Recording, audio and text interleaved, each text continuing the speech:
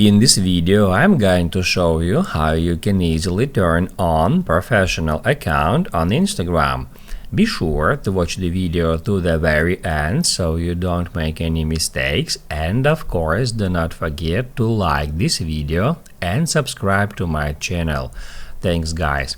So let's get started, and first off, open up Instagram app and then go to your profile.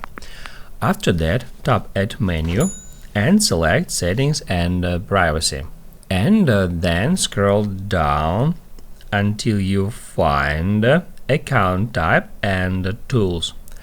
That's where you can easily find Switch to Professional Account, and that's where we can easily switch our personal account to a professional. All we have to do is just select some category from suggested and choose whether we want to display that information on our profile or not.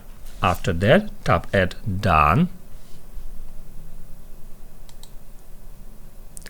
and then select Creator or Business. I'm just gonna keep Creator selected, and then tap Add Next and then OK. After that, we can just close it because our account has already been converted to a professional account, and we can complete all these steps later right from here. Now you can write down in the comments below if you have any questions about the tutorial. Hit the like button if you liked that video, and see you in the next one.